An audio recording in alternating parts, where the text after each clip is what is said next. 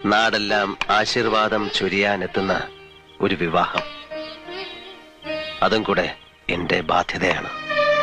അതെപ്പോഴും ആവാലോ. ഇത്ര അടുത്തില്ലേ?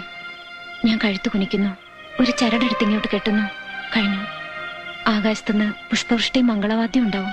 ഭാനു, അബദ്ധം പറയരുത്. അബദ്ധമല്ല, മനസ്സിൽ എന്നോ നിശ്ചയിച്ചുറപ്പിച്ചതാണ്. നടക്കില്ല, നടക്കാൻ പാടില്ല. ഭാവിയുടെ വാതിലുകൾ മുമ്പിൽ തുറന്നു കിട്ടുമ്പോ വഴിമുടക്കുന്ന കാര്യമാണോ ചിന്തിക്കുന്നത്? വഴി തുറന്നു തരുന്ന ആളെങ്ങനെ വഴിമുടക്കിയാവും? എനിക്കതിനുള്ള അർഹതയില്ല കുട്ടി എന്ന് ഞാനാ പറയേണ്ടത്. നിനക്കറിയില്ലേ, എന്റെ ഇഷ്ടത്തിന് വഴങ്ങുന്ന ശരീരം പോലും എനിക്കില്ല. പിന്നെയുണ്ട് ഒരുപാട് കാരണങ്ങൾ. എനിക്കതിനു മാത്രമുള്ള വിലയില്ല. അതാണോ കാരണം? ഒരുപാട് കൂടുതലാണ്.